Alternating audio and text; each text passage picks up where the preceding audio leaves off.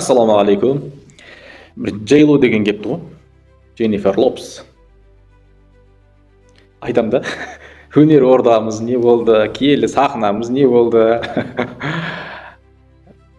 Алматы әсем қала, арман қала, өнер ордасы Алматымыз.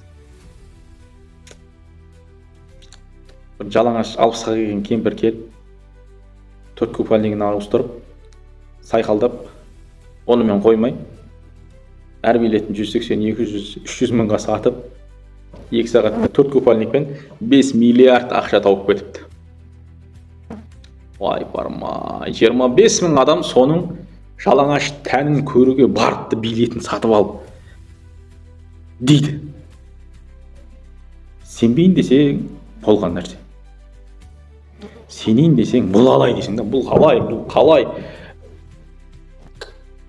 Біреу жазып қойыпты, жақында отырған біреу болса керектен, қымбаттау билетін алған болса керек, жақыннан түсіріп алып жаңа жалаңаш билеп жатқан. Сөйтіп сұлулық пен таланттың үйлесімділігі деп жазып қойыпты.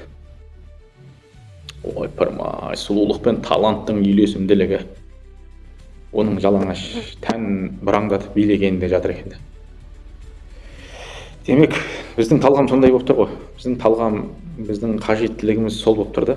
Алматы халқының, соған барған адамдардың қажеттілігі жетіспей жатқан дүниесі сол болып тұр ғой.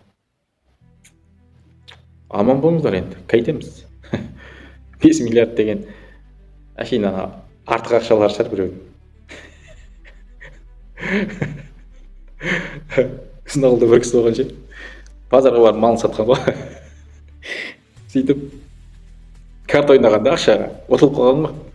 Кеше сенің сатқан бір сиырың ақшасын ұтылып қалыпсың ғой десе, ол артық ақша еді деп айтады дейді. 25 мың адамның бір артық ақшасы болған ғой. 180 мыңға жалаңаш кемпірдің тәнін көруге баруға билет сатып ала салады ше.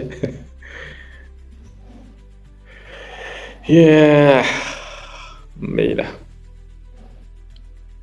Сүре берсең көре бересің деген бұны да көрдік. Ертең Астанада береді екен айтпақшы. Сол 4 купальнигімен тағы да 2 сағатта 5 миллиард. Тағы да пландап отыр екен. Қалай барасыз ба? Кеше Алматыда барамай қалдым, мен Астанада барам деп отқандар бар шығар. 180 мың дайындап кемі. Ай.